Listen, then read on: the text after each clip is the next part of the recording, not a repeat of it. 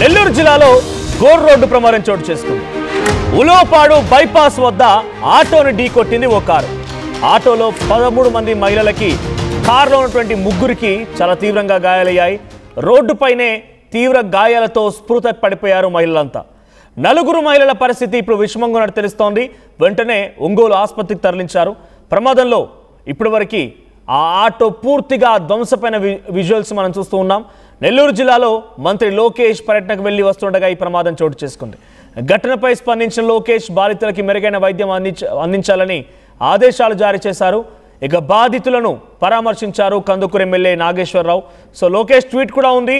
నెల్లూరు జిల్లాలో ప్రస్తుతం అక్కడ పర్యటించినటువంటి లోకేష్ తిరిగి వస్తుండగా ఈ ప్రమాదానికి సంబంధించిన విషయం తెలుసుకున్నారని వెంటనే హుటాహుటిన ట్వీట్ చేశారు. సో ఉలవపాడు బైపాస్ వద్ద ఆటోను ఓ కారు ఢీకొట్టింది. ఆటోలో ఉన్నటువంటి 13 మంది మహిళలకి, కారులో ఉన్న ముగ్గురికి చాలా తీవ్రంగా గాయాలయ్యాయి. 4 పరిస్థితి విషమంగా ఉంది. ఒంగోలు ఆసుపత్రి తరలించారు. సో ప్రమాదంలో ఆటో పూర్తిగా ధ్వంసమైపోయింది. అక్కడికి ఎమ్మెల్యే కూడా చేరుకున్నారు. బాధితులను పరామర్శించారు కందుకూరు ఎమ్మెల్యే నాగేశ్వరరావు. ఇక లోకేష్ ట్వీట్ చూస్తున్నా, నా పర్యటనకు వచ్చి తిరిగి వెళుతున్నటువంటి కార్యకర్తల ఆటోను కారు ఢీకొన్న ప్రమాదంలో పలువురు గాయపడడం చాలా బాధాకరం. గాయపడిన వారందరికీ మెరుగైన వైద్య చికిత్స అందించాలని అధికారులను ఆదేశించాను. ఉలవపాడు ఒంగోలు రిమ్స్ ఆసుపత్రిలో చికిత్స పొందుతున్న కార్యకర్తలను పరామర్శించేందుకు టీడీపీ నేతలను పంపించాను.